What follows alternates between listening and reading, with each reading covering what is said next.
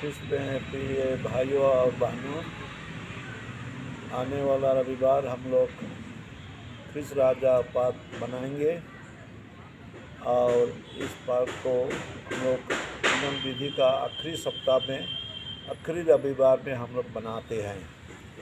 तो आज मैं ख्रिस्त राजा पाठ के बारे में कुछ परिचय और कुछ शिक्षा देना चाहता हूँ ताकि हम इसी के आधार में मनन चिंतन कर सकते हैं और हम लोग अपना विश्वास का जीवन में यीशु को राजा स्वीकार करते हुए और मजबूत हो सकते हैं।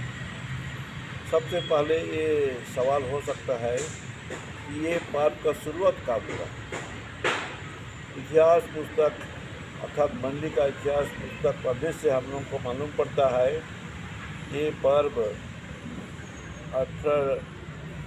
8 दिसंबर 1922 को ये शुरू किया गया।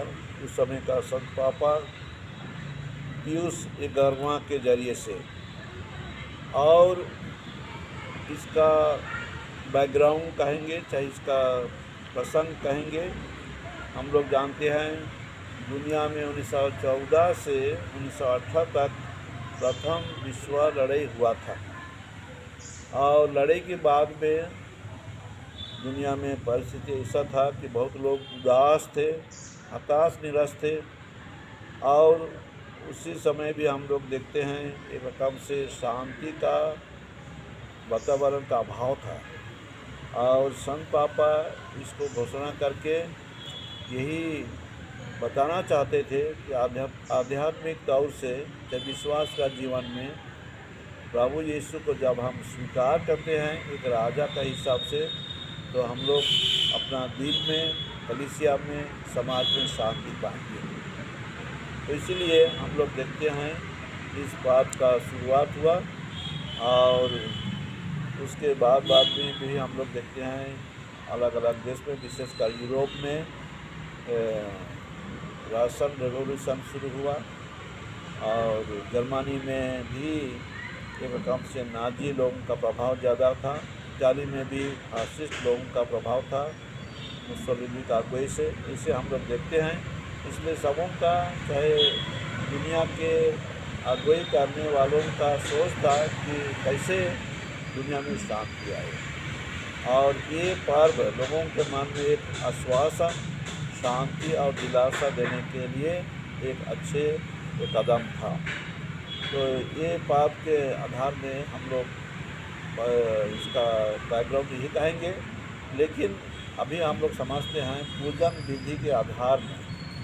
पूजन विधि हम लोग का शुरू होता है आगमन में, आगमन का पहला रविवार से और पूजन विधि में हम लोग यीशु क्रिस्त का जीवन को मनन चिंतन करते हैं और आखिरी में पूजन साल का आखिरी भाग में आखिरी रविवार में हम लोग मनन चिंतन करते हैं यीशु क्रिस्त हमारे जीवन के राजा हैं, हमारे कलीसिया के राजा हैं।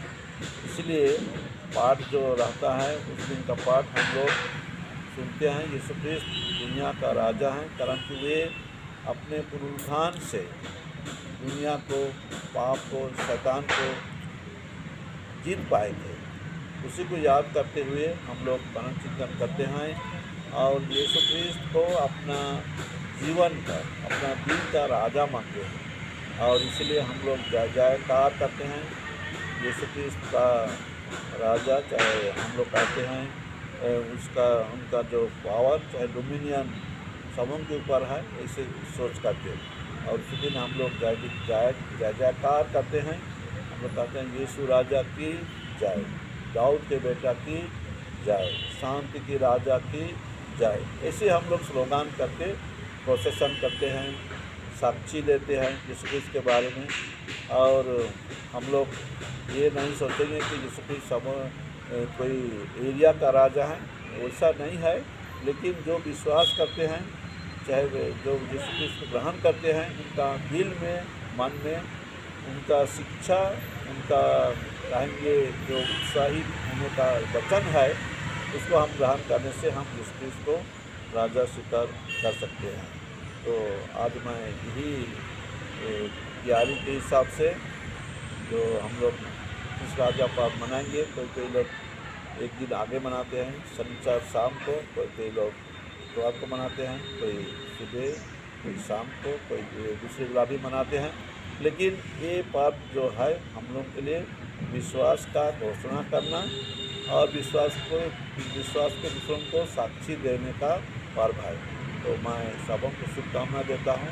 इस पर्व के लिए हम लोग अच्छी तरह से तैयारी होंगे और इससे हम विश्वास में मजबूत होंगे। आप सबों को धन्यवाद।